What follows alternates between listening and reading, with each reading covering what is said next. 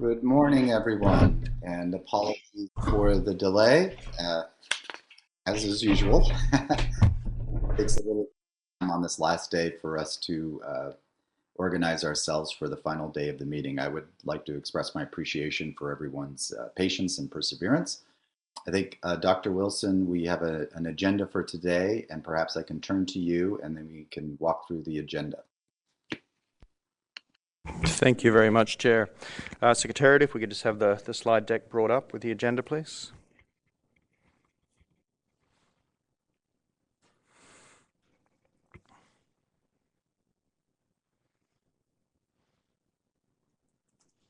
No, the slide deck, please.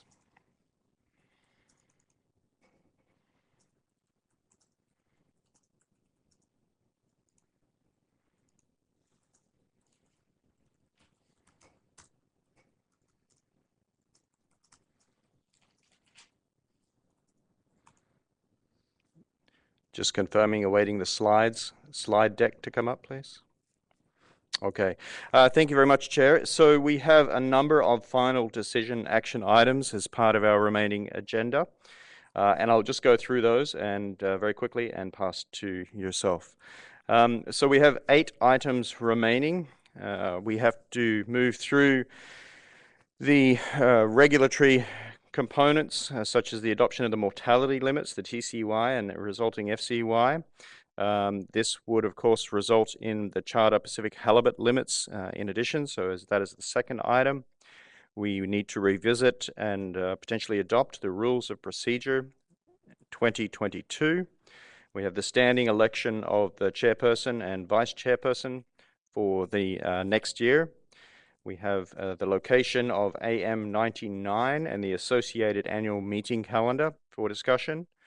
Also to revisit the upcoming 12th special session of the IPHC, which you've requested to be held in late February or early March, and the agenda items that will be considered at that meeting.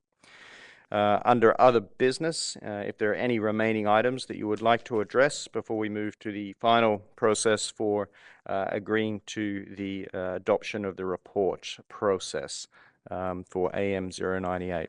And that's all the remaining items requiring decision, action, or discussion. Thanks, Chair.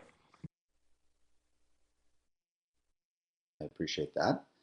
Perhaps at this point in time, I would turn to the mortality limits and see if there is a motion concerning mortality limits for Canada. Glenn, I would make a motion for Canada to adopt 7.56 million pounds as per the fishing intensity at F43, which generates a total TCY of 41.22 for all regulatory areas. Is there a second? Seconded by Mr. Patterson. Mr. Rael, any additional comments or comments from other commissioners? No other comments from me at this point, Glenn. I'll look to other commissioners for any comments.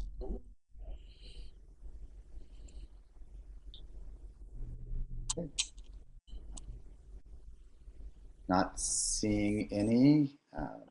Believe I will ask if there are any objections. I know in the past that we have voted on specific issues, but I would like to see if we could pursue this by simply asking if there are any objections to the motion. Okay, seeing none, that motion passes.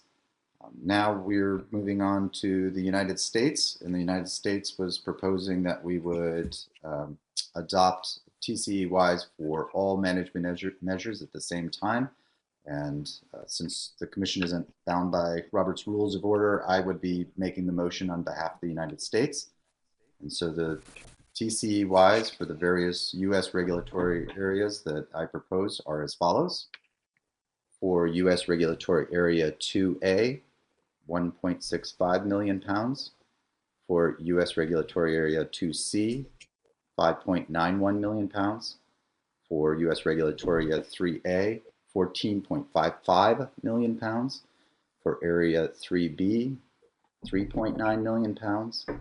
For Area 4A, 2.1 million pounds. For Area 4B, 1.45 million pounds. And for Area 4CDE, 4.1 million pounds. And if we could populate the screen, please.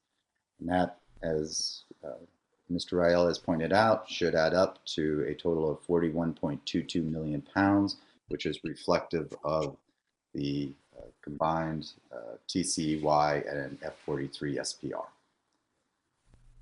I'll see if there is a second. Yeah, Glenn, I will second it, Peter. Seconded by Peter.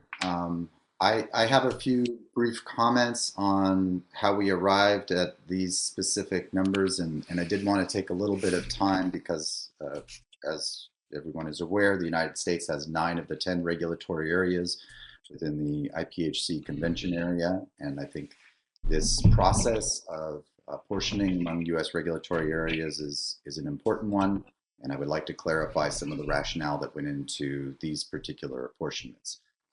First, I want to talk about the principles that were used in considering these TCEYs, and really there are 4 general principles that we thought about as we considered the TCEYs. I think many of these were also reflected in a number of the comments and considerations that were also made by the conference board and the PAB. I would like to express my appreciation for their work in helping to provide their perspectives on what is a proper apportionment among the various U.S. regulatory areas. As we know, the IPHC does not have a formal adopted harvest policy that is applicable to all regulatory areas. And so there is a role for the commissioners to utilize its discretion, our discretion, in terms of allocating among the various regulatory areas. Obviously, we considered the interim agreement that is currently in place. We considered biology. We considered our unique treaty responsibilities. We considered the need for stability among various regulatory areas, and we considered socioeconomic considerations as well. Just briefly walking through each of those areas, for Area 2A, the 1.65 million pounds is reflective of the interim agreement that expires at the end of this year. It is also reflective of a very important treaty responsibility that we have as the U.S. government with numerous treaty tribes throughout the Pacific Northwest. It represents an amount that provides accommodation not only for cooperation and coordination among various tribal governments that are engaged in the Area 2A fishery, but also for the non-tribal fisheries as well in Area 2A. I would also move on then to Area 2C. Again, within Area 2C, we considered a range of factors. One of the things that in particular was important for us to look at in the United States was the relative distribution of these TCEYs as compared to the 3-year average of O32 biomass among each of the regulatory areas. One of the issues that we strove to achieve as we selected our TCEYs was not to have any U.S. regulatory area in Alaska have more than 10% of a TCEY relative to that 3-year average. Speaking to Area 2C in particular, the 3-year average of the O32 biomass in Area 2C is 5.48 million pounds. This 5.91 million pounds is within 10% of that 3-year average of O32 distribution. In addition, the 5.91 considers a number of other factors as well. It provides stability for Area 2C and also addresses the important socioeconomic considerations within Area 2C. There are a large number of participants in Area 2C. It has the second most number of vessel landings within the commercial fishery of U.S. regulatory areas in Alaska. And in particular, the 5.91 allocation provides for an additional opportunity within the charter fisheries in Area 2C. And we will see this when we get to our next agenda item, but there is a breakpoint for the charter management measures that are applicable in Area 2C that kicks in at 5.91 million pounds. And so this allocation provides for that. Within Area 3A, again, this is the largest area within the US, both in terms of the distribution of biology. of the stock, but in addition, it is an important area in terms of the large number of fishery participants, and both Area 2C and 3A comprise over 85% of all of the vessel landings in the commercial fishery. Again, we reflected back on the 3-year distribution of O32 biomass within Area 3A. That's at 13.77 million pounds. This 14.55 million pounds is within a 6% greater than that 3-year rolling average of O32 distribution. This provides stability to an important regulatory area, and as has been noted by a number of U.S. participants, Area 3A has had very significant cuts over the years in terms of the distribution of TCEY among U.S. regulatory areas. We considered those factors in making our allocation here. For Area 3B, the issue is perhaps a bit more complicated because there was a large increase in the distribution of the stock within Area 3B. There were a couple of factors that we kept in mind in terms of trying to make sure that we provide adequate harvest opportunity in Area 3B while considering the needs of other regulatory areas and the potential long-term distribution of the stock as the 2012 year class begins to mature. Several factors we kept in mind were to provide that stability. Certainly this does so by providing a substantial increase in Area 3B. This represents a 25% increase in the TCEY relative to the 2021 TCEY. It provides a substantial harvest opportunity within Area 3B and would represent the second largest FCEY in Area 3B over the last 10 years. For all of the regulatory areas that are moving west, the issue of biology, in other words, the distribution of the TCEYs relative to the stock, is not really a concern in the sense that we are harvesting at a lower rate in all of those regulatory areas relative to the distribution of O32 stocks. For Area 4A, we did provide a very small increase, a 50,000 pound increase in Area 4A. This is actually rather close to the reference TCEY of 2.18 million pounds. I think a number of factors were also at play here in terms of the 4A allocation that was provided. First, a recognition that there have been some challenges within Area 4A in terms of fully harvesting the allocation that has occurred. Second, even with this distribution at 2.1 million pounds, that results in an FCEY of 1.76 million pounds. And that would also represent one of the largest fishery CEYs that have occurred in this area in the last 10 years. For Area 4B, this has been an issue over the last several years of challenges within the fleet being able to fully harvest its allocation. We recognize that according to the survey, there was an increase in the distribution of stock in Area 4B in this year. We do provide nominal increase in Area 4B. I would also note that within this last year, there was about 63% of the total commercial allocation was harvested. We are hopeful that in future years that allocation can be more fully harvested, but the U.S. did keep in mind the need to balance out socioeconomic considerations among its regulatory areas and the fact that there is a risk that if there is a large allocation provided in Area 4B, that a substantial portion of it could remain unharvested based on past performance. And then finally, within Area 4C, D, and E, we did provide an increase in the amount of allocation that is provided for that regulatory area.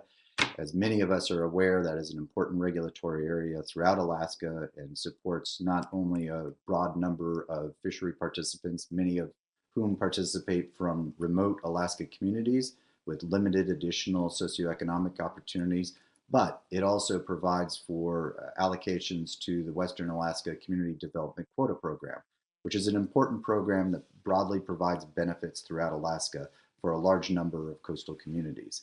This allocation would provide a substantial opportunity and an increase in the fisheries CEY within Area 4CDE and would represent the largest fisheries CEY that has occurred in Area 4CD&E over the last 10 years. I think this, on balance, represents a broad distribution of the benefits throughout Alaska. And thank you for your indulgence, but I did want to provide a little bit more detail for stakeholders in terms of how we arrived at these numbers. And with that, I'll turn it over to other commissioners to see if there are other comments or questions.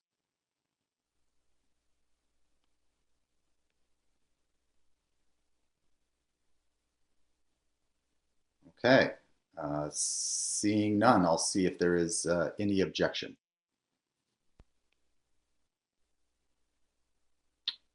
Seeing none, that motion carries. And I believe, Dr. Wilson, this takes us to the apportionment that results there. And some of this I did speak to when talking to the US. Dr. Wilson, we do not need to make a motion on this specific detailed projection, correct? This is just for information for the public? That's correct, Chair. Just for information. And happy to answer any questions. Otherwise, it's, yes, just a reference slide. Thanks, Chair. I don't see any questions. And so perhaps we can move on to the next item.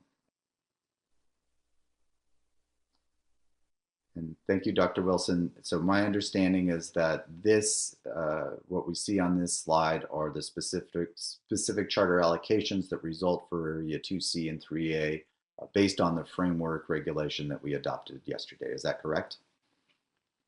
Yes, that's correct, Chair. Okay. And so, Dr. Wilson, typically do we adopt these, or is this considered to already have been adopted given the fact that we adopted our framework motion yesterday? That's correct, Chair. It's already been adopted, and these values will also be populated into the report and then the associated regulations. Thanks, Chair. Thank you. And Commissioner Alverson, I see you have a comment.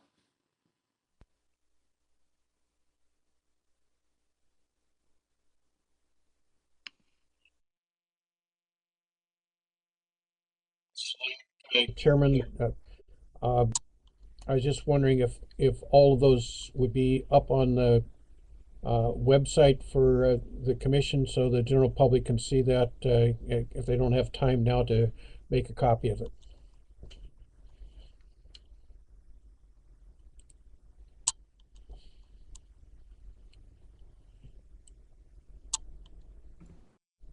Through the chair, I can assist with that. The short answer is yes, we will put that as an additional component also as an appendix to the report, which will be provided very shortly. But we can also put this table up associated with the fishery regulation proposal on the website as an additional PowerPoint slide. Thanks, Chair.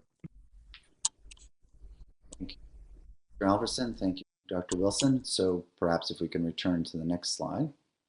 And so these are the resulting charter management limits or regulations that are applied in Area 2C and 3A. I wasn't planning on reading through these. I believe a number of these have been vetted through our North Pacific Fishery Management Council process. So I believe we can move on to the next slide. And also, if I may, Dr. Wilson, also with this slide, if this could be posted as well so that the public has access to this. Thank you. Thank you, Chair. Yes, we'll ensure that's done. The next agenda item is the IPHC Rules of Procedure to be amended, and the proposal incorporates both the additional amendment to paragraph 1A of the Research Advisory Board Terms of Reference, as well as the retention of paragraph 14 of the Processor Advisory Board Terms of Reference at their recommendation. And I'll pass to you. Thank you, Chair.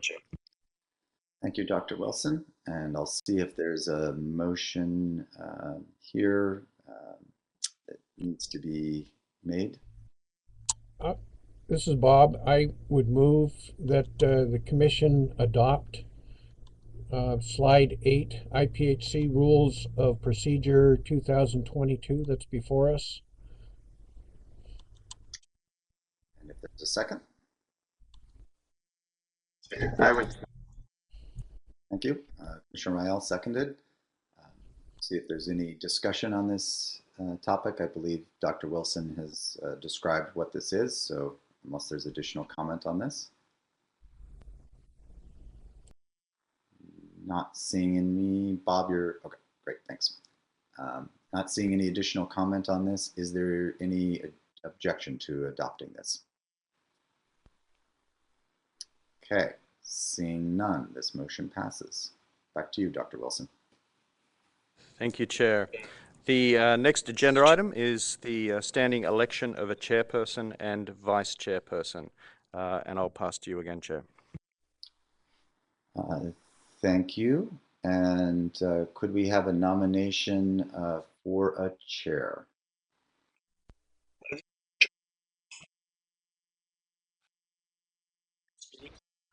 Thank you, Richard. Is there a second?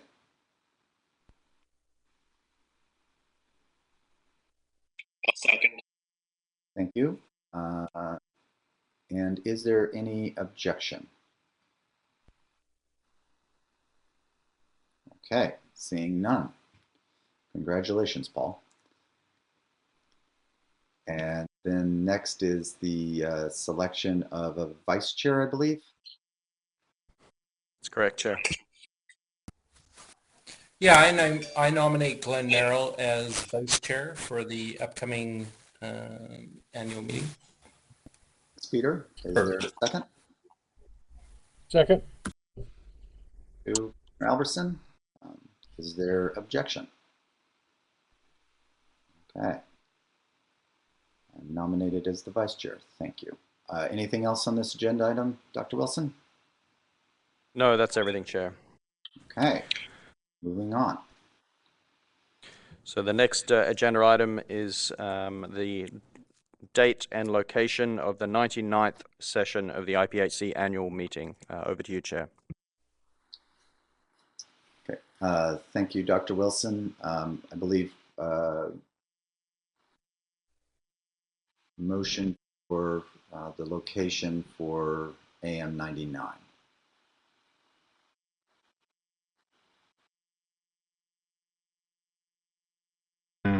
We consider Victoria, BC for the next annual meeting. Given the dates, January 23rd to 27th, January 2023. Thank you, Paul. And I noticed that in the past, although we are hopeful that we will be in a differing situation, we have had a provision noted in our annual meetings and some of our other meetings as well that this location or nature of the meeting may change depending upon pandemic conditions. And is that something, that language, Dr. Wilson, something that we would also propose to include as part of this notice for the annual meeting? That's correct, Chair. So I don't know that. Perfect. Right. So we have before us a motion that I believe incorporates both the location in Victoria as well as the note that the nature of our meeting may change depending upon pandemic conditions. Let's see. And I believe, Paul, did you have a second for yours? I may have lost track of that.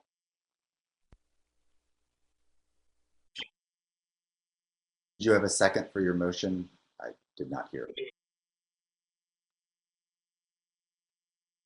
Okay, so seconded by Mr. Albertson. And I'll pause for a moment. I think this is, obviously, we have been moving back and forth between the US and Canada, and it would be according to our schedule in Canada this coming year. So this follows our typical agenda. Is there any objection to this motion? Okay, seeing none, it passes. Back to you, Dr. Wilson. Thank you, Chair. Associated with that, of course, is the meetings calendar, which is provided as the final paper in the AM098 meeting documents. Noting that we are under continued very unusual operating circumstances, I would just simply indicate that the Commission is noting the tentative meeting schedule for the year, and it's something that we'll need to remain flexible on in terms of both in-person, electronic, and locations. In addition to that, we have the requested or 12th special session of the IPHC, which is currently slated for late February, early March, based on early discussions this week. And there are 3 current agenda items, Chair, and I'll pass to you to walk us through those. Thank you, Dr. Wilson. So the 3 issues that we have before us for consideration at a special session would be the review and adoption of the FY 2023 budget. I believe there are 3 options that are currently under consideration by the Commission. Commissioners will be reviewing those, and we will hopefully be able to come to conclusion and adopt a budget in FY 2023. We also have, as many of you heard yesterday, some additional refinements and questions on the management strategy evaluation process and the specific, if I will, baselines of how we wish to evaluate the various management measures that we are looking at getting additional information on, specifically concerning size limits, as well as multi-year assessments.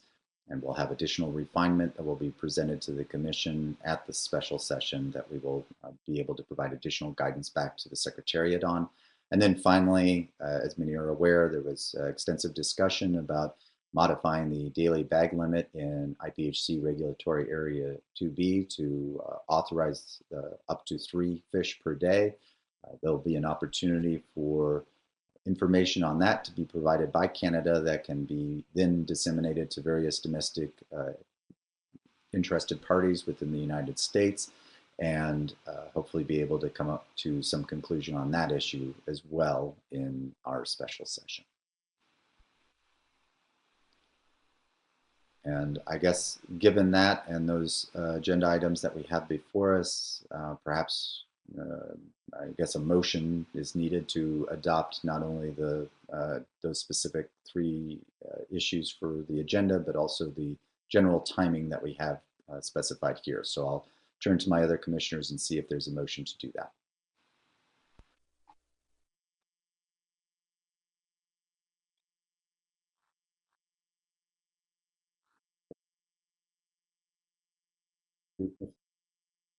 Thank you, Commissioner D. I discussed topics throughout this meeting. Unless there's additional comment or note, I'll see if there's any objection. Oh, Commissioner DeGrief. I just want to confirm for everyone.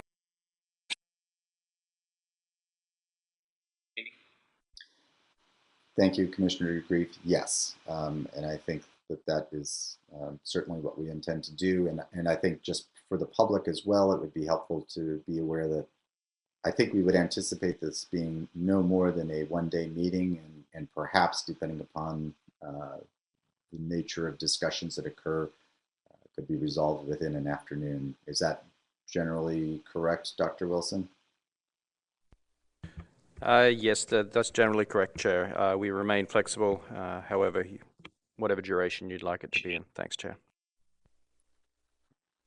Thank you for that clarification, Dr. Wilson and Commissioner DeGrief. So with that clarification, I'll ask if there's objection to Mr. Yamada's motion to adopt this as the agenda for our 12th special session.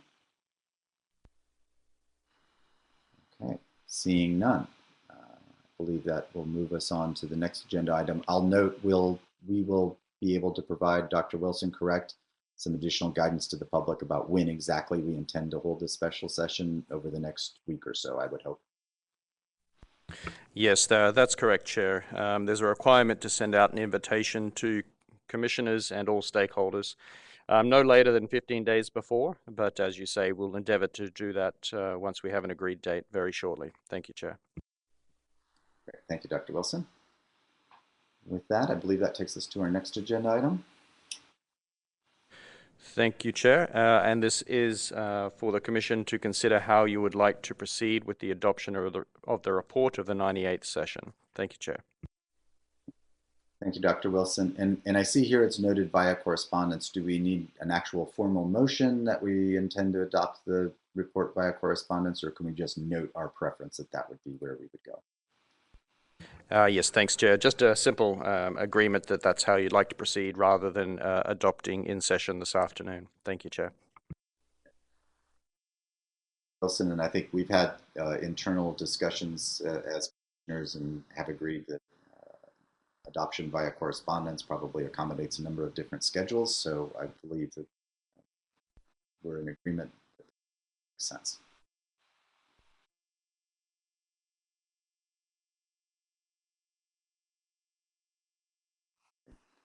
Thank you. Matt, I believe we're ready to move to the next agenda item. Thank you, Chair. And so under other business, there are the 4 items listed on the screen that remain outstanding, or you have requested. I believe the length weight component has also been discussed, I think, a couple of days ago, and then each of these has been visited at some point. But I'll pass to you to walk us through how you'd like to proceed. Thanks, Chair. Thank you, Dr. Wilson. First, on the length weight issue, I believe this was a question that I raised earlier in the meeting. There is, I believe, it's information paper 07, if I'm not mistaken, which provides in terms of length weight relationships between among various regulatory areas. And I think we were seeking some clarification that the Commission would adopt this length weight relationship as the best available scientific information, and then request its dissemination to the applicable domestic management agencies. And if needed, we can make a motion on that, Dr. Wilson. Yes, thank you, Chair. If the Commission simply recommends that that's the case, that you would like us to move forward as you've just described, that would certainly be sufficient. Thanks, Chair. Okay, thank you. So with the understanding that that we would like domestic management agencies to incorporate IP07, and that that should be the applicable length weight relationship that we're using because it represents an improvement in the scientific information we have available. I think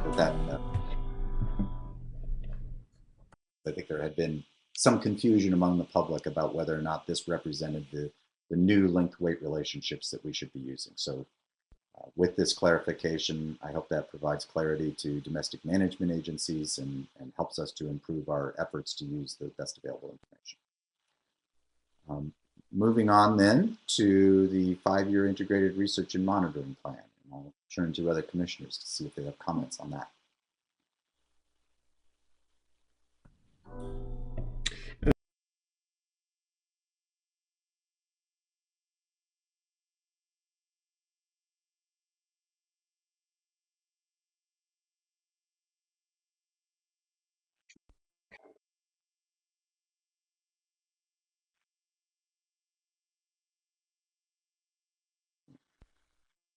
Back to you, Dr. Wilson.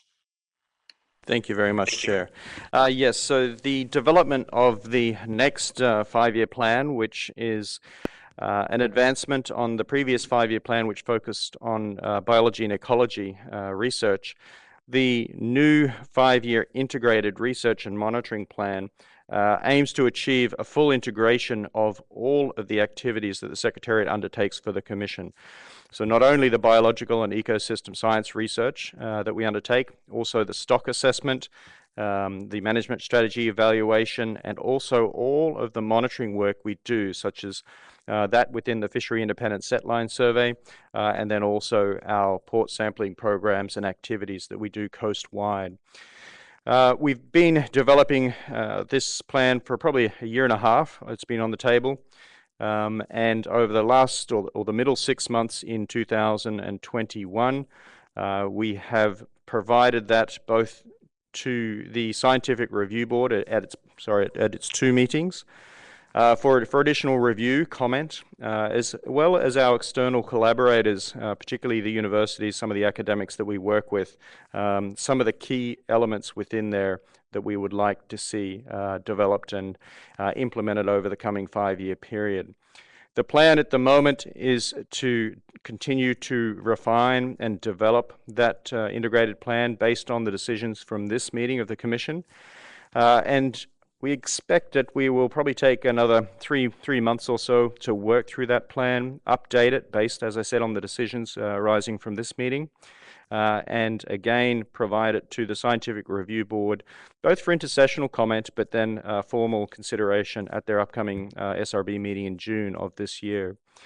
The intention with the plan itself is to keep it as a, for want of a better description, a living 5-year plan rather than a static 5-year plan. And what I mean by that is that each year it will again be provided to the Scientific Review Board, the Research Advisory Board, and also the Commission for annual potential review and update based on not only the direction that the Commission is heading in terms of our research and monitoring activities, but also any potential changes in our funding base, whether it be through contracting party contributions to the plan, and also our external grant activities, where we are seeking additional grant funding for a number of the activities that we aim to achieve over the coming year. And so I'll leave it at that. Thank you, Chair.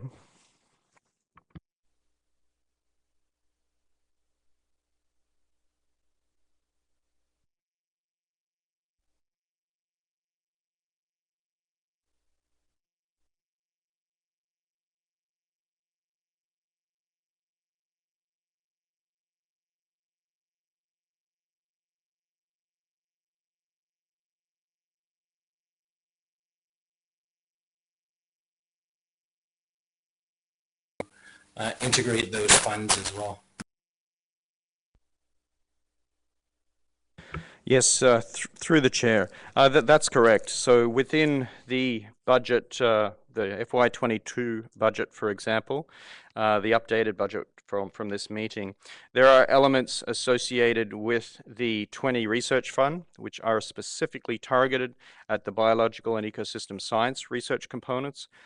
There is also specific funds associated with the 30 Statistics Fund, which are also incorporated into the draft 5-year plan, particularly to fund the various port activities and sampling activities we undertake in port coastwide.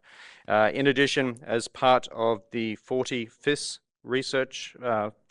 Fund, those elements will be fully integrated as they're 100% associated with the Fishery Independent Setline Survey, and will be incorporated and integrated in the plan as part of that monitoring component as well, same as the 30 Statistics Fund. And finally, as part of the 10 General, we also have the some elements that support the other activities, such as the MSE work, the stock assessment work, and other sort of general activities that are guided by the Commission's decisions. Thanks, Chair.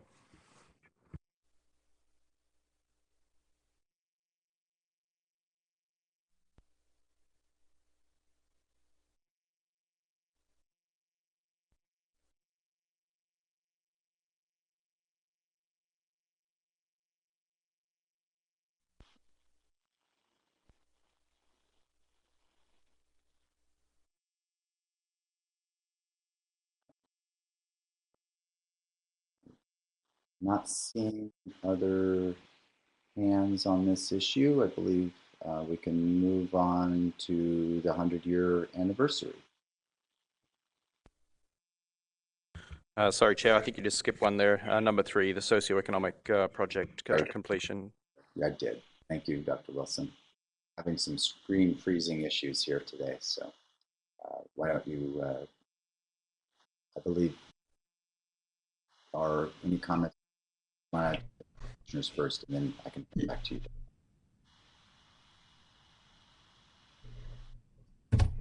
Yeah, thanks, Glenn. I have a short comment I'd like to make on the economic analysis, if that's appropriate now. I believe so. Okay, thanks. So in 2020, the Commission embarked on a specific task to provide an economic analysis of the Pacific halibut fishery, basically from ocean to plate. It was estimated at that time that this task would take about 2 years. At the recent interim meeting back in November, we had a presentation by Dr. Hutniczak, and since that time, we as a commission have met a number of times and considered whether we wish to continue further work in the economic analysis area. And at this point, we have decided that it would rather dedicate its efforts and funds to core areas of responsibility. We wish to see the Commission improve its knowledge of key inputs into the Pacific halibut stock assessment and management strategy evaluation, or MSE, processes, and thereby provide the best possible advice for management decision-making processes. The Commission wishes to thank Dr. Hutniczak for leading the efforts on the economic analysis And at this point, we will not be looking to see additional analysis undertaken. I'll just stop there, Glenn, and see if other commissioners wanted to add anything else to what I just said.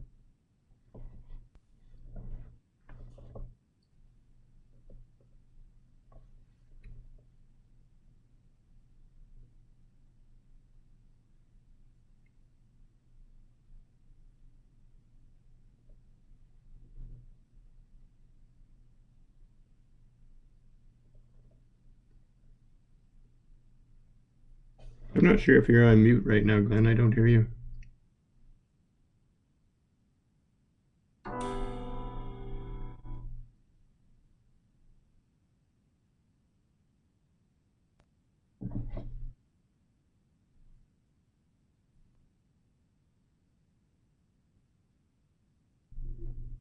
Commissioner Rael's comments reflect, I think, a number of comments that have been made at the commission meeting, interim meetings, discussing this issue. I personally would like to express my appreciation for the work that has been done thus far.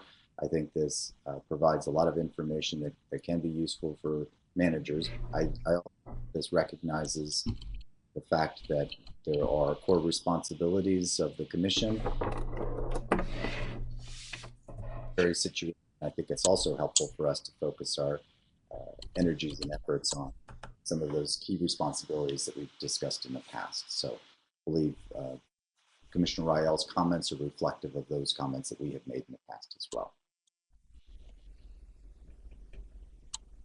Not seeing any additional comments on this issue, so I believe we can turn to the 100-year anniversary. Any comments from commissioners on that?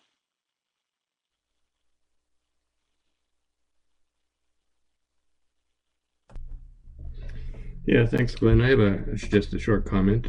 Here we are, and I believe it's the 98th year, and so 2 years from now,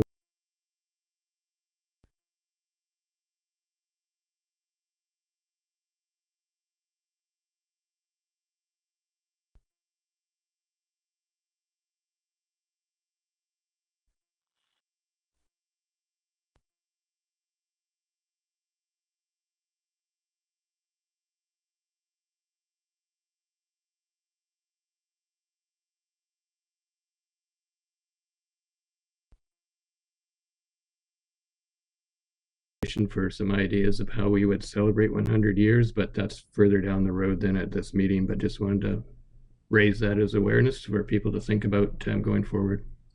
Thank you, Paul, and I also would like to express my appreciation for our ability to come to resolution. I know that there have been many challenges over the years in terms of our ability to coordinate and cooperate. But at the end of the day, I believe that this institution and the fact that we are looking forward to celebrating the 100-year anniversary of one of the very first international agreements for fisheries in North America is a testament to our dedication, testament to our willingness to compromise, and testament to our ability to continue to work together in a collaborative fashion. And I do believe that looking forward to the future and thinking about that date is something that I think can inspire all of us to help to continue to have this institution be an important model on an international cooperation basis moving forward. So I appreciate those comments. With that, I believe, Dr. Wilson, that takes us through our other business agenda items, unless there's anything else from other commissioners, and I'll pause for a moment.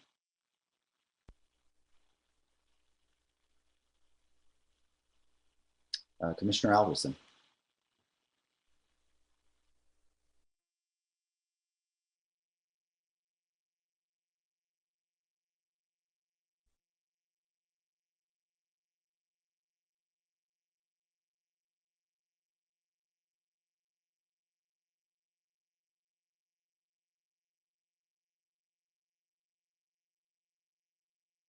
Entering new negotiations. I would like to remind the commissioners and our many stakeholders. There's a saying at the peace offering in Blaine. between Canada and the United States. It says children of a common mother. With that in mind, I look forward to engaging in a productive discussion with Canada to find a solution that meets our mutual conservation and management objectives. And so with that, those are my comments, Mr. Chair.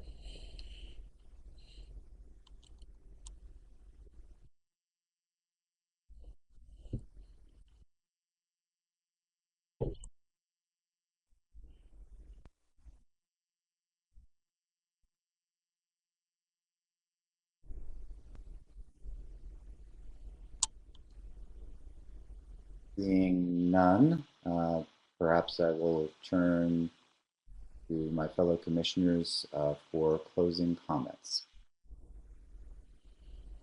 Mr. DeGroof.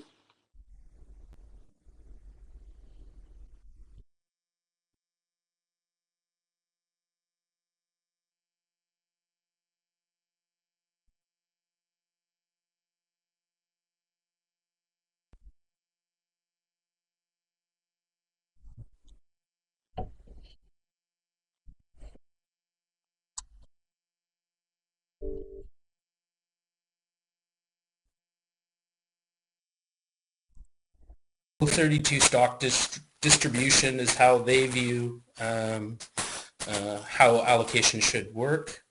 Canada has been very consistent that we've never agreed to that, and it's not an appropriate way to allocate. There's other things that need to be considered, and that's the lens we look through allocation.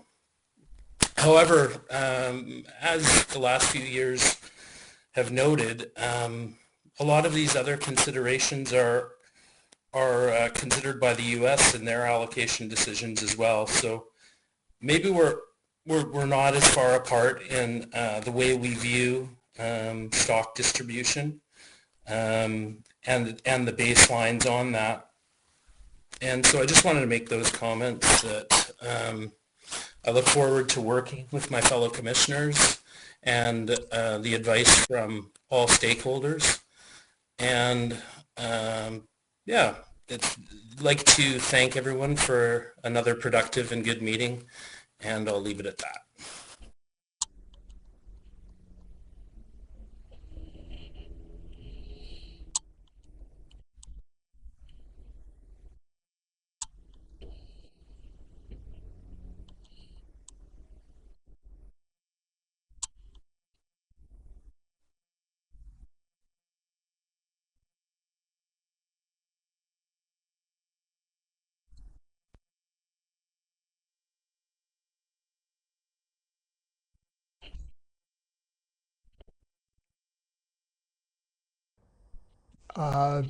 Communicating online like this has really disrupted some of the dynamics that go on when we meet face to face. So I just hope in the future we'll have the opportunity to do that. And this format is very poor in communicating, some of the nuances that go in to understanding everyone's position. So hopefully this will improve in the future, and it'll make negotiations a little bit more easy. Thanks. Thank you, Commissioner Yamana. Commissioner Davis.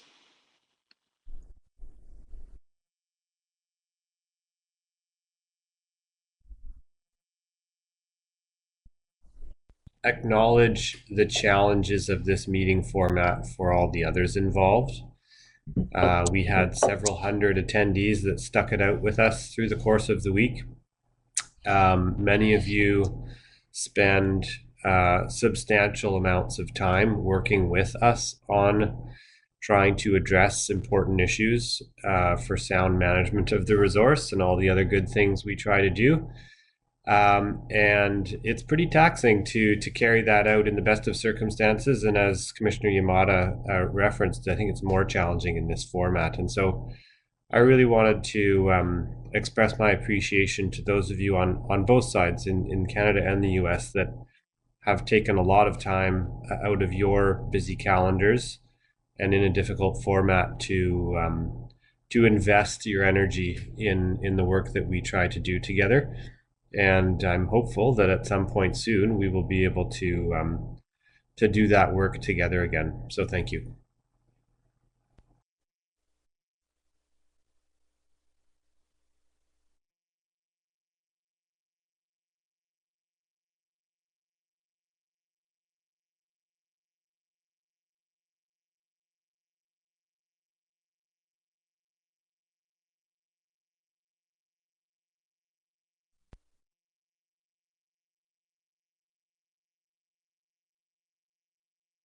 Rael.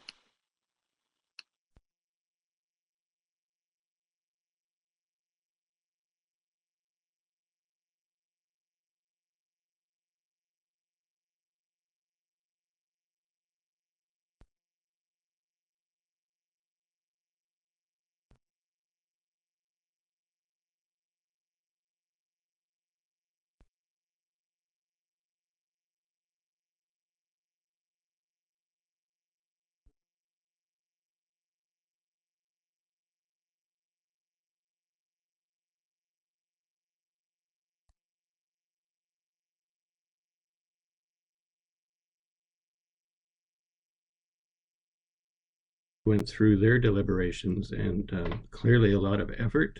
Occasionally they had some technical challenges, as we experienced as well, but nonetheless they came out with very comprehensive reports to the commission, and I think that's led us to a good conclusion for this annual meeting. Lastly, I guess I would say, Glenn, maybe sometime in the future we might want to be able to provide our respective delegations a little more clarity about how we are going to move forward on negotiations and timing. I don't think we want to do that obviously this afternoon, but maybe to think about how we would just keep people informed moving forward. And thanks for chairing. Challenging job doing this remotely. I know from past experience, and hopefully when the next interim meeting rolls around, we're in person. So thanks again, Glenn.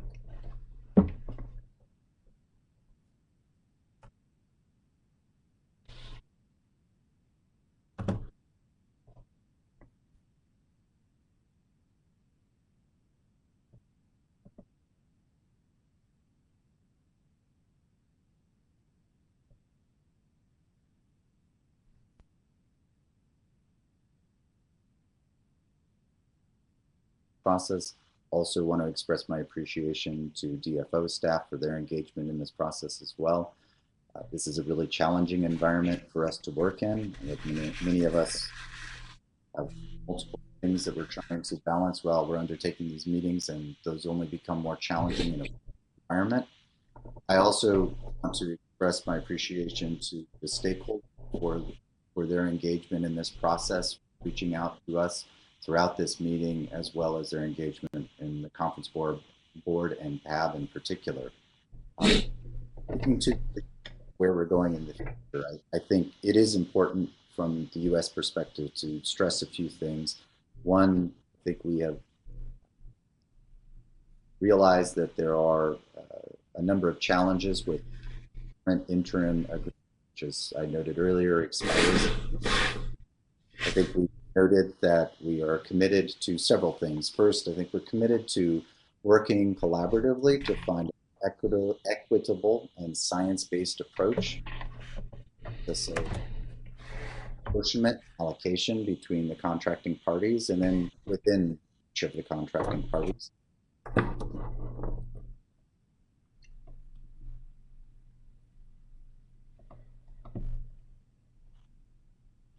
Sorry, my microphone was muted. Was I coming through?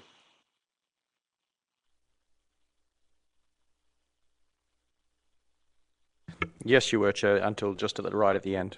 Okay, try that again then. I think we are also expressing our commitment to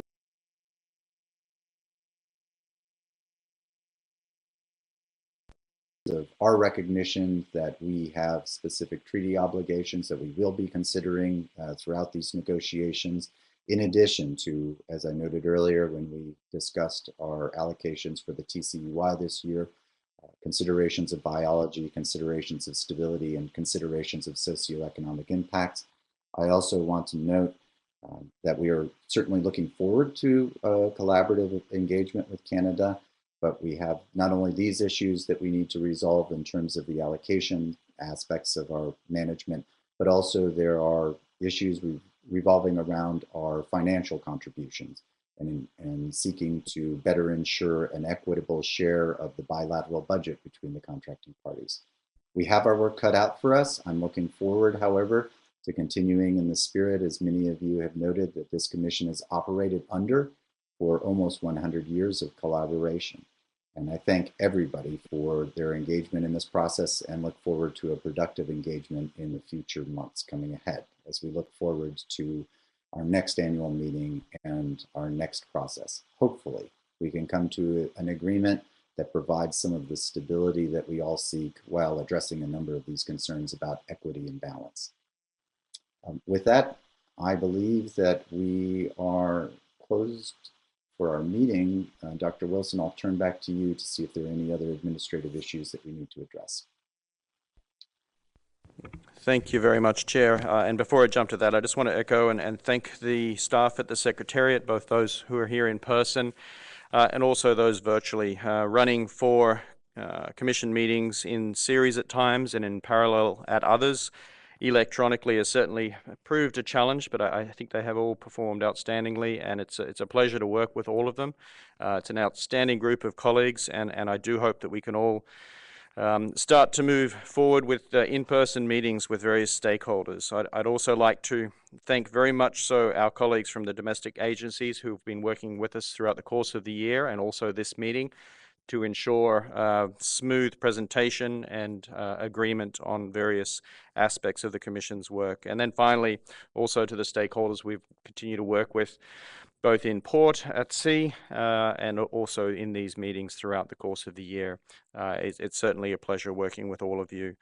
In terms of process moving forward, Chair, as you said, we will finalize the meeting report as draft format and circulate that, if not this afternoon, at some point early on Monday, and then go through that adoption process. But with that, Chair, I'll pass back to you for closing. Thank you.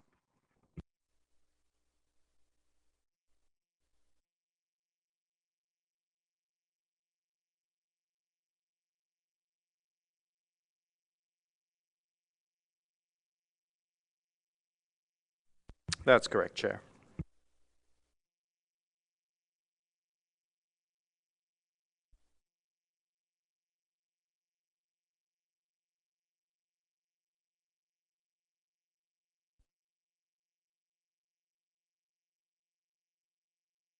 This motion.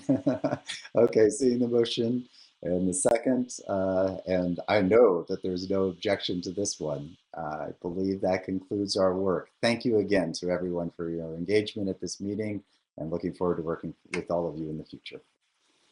Have a good day.